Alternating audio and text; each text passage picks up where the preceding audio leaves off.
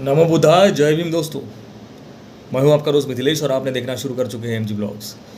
दोस्तों, जैसे कि आप सभी को पता है कि बाबा साहब की 134वीं जयंती जो है वो संपूर्ण देश में हर्षोल्लास के साथ मनाई गई।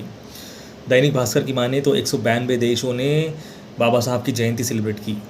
वही दूसरी ओर बाबा साहब की जयंती की सिर्फ 2 दिन बाद ही गोंदिया में एक ऐसी वाहियात घटना सामने आई। एक टाइल्स व्यापारी ने बाबा साहब की फ़ोटो लगी हुई टाइल्स अपने गोडाउन में लगा दी और वहाँ पर लोग जो है पेशाब कर रहे हैं, थूकते हैं, ऐसे जगह उनकी ये फ़ोटो लगी हुई टाइल्स देखी गई।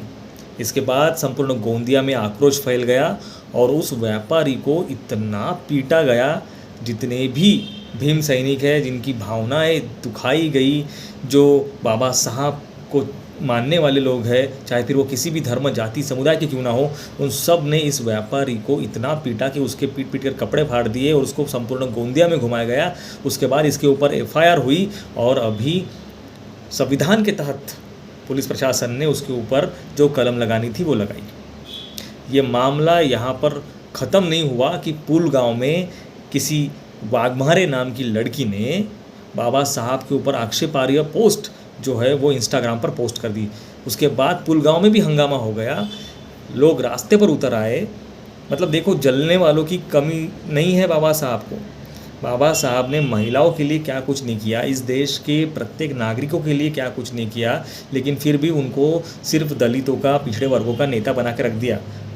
बाबा साहब सबसे पहले मजदूर वर्ग के, महिलाओं के नेता है, उसके बाद संपूर्ण भारत के नेता हैं। उन्होंने प्रत्येक भारत के नागरिक को वो अधिकार दिए हैं जो किसी ने नहीं दिए। फिर भी बाबा साहब से इतनी जलन क्यों, मुझे समझ में नहीं आता। यहाँ पर उनकी जयंती क्या मनाई लोगों ने हर्षोल्लास के साथ। जलने वालों की साले ऐसे जैसे कुएं के मेंढक से मेंढक निकलते हैं ना, वैसे कोई झंडा जला रहा है, कोई झंडा पैरों से घसीट रहा है।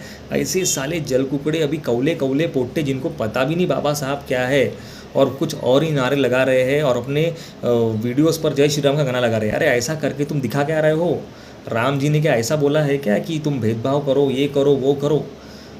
अगर तुम जिसको अपना आइडल मानते हो, कम से कम उसका 1% तो कम से कम अपना लो। बाबा साहब ने क्या किया है तुम्हारे लिए, तुम्हारी माँ बहनों के लिए सालों, ये तो जानो पहले। उनकी विटंबना करना, मूर्ति की झंडे जलाना, उनको गालियाँ देना, इससे उनकी छवि कम नहीं होने वाली। अमेरिका उनको सिंबल ऑफ नॉलेज कहता है। सालों, तुम्हारी औकात नहीं है। ऐसे घटिया सोच, मानसिकता मनुवादी लोग ही हो सकते हैं और ऐसे गिने चुने, उंगलियों पे गिने चुने चूतिया लोगों की वजह से संपूर्ण कम्युनिटी बदनाम होती है। ये समझो। तुम्हारे झंडा जलाने से, मूर्ति तोड़ने से बाबा साहब की इमेज कम नहीं होने वाली, या किसी कुछ फर्क नहीं पड़ने वाला, लेकिन तुम्हारी जिस कम्युनिटी से तुम बिलोंग करते हो उस कम्युनिटी का नाम खराब होता है, ये तुम जान लो।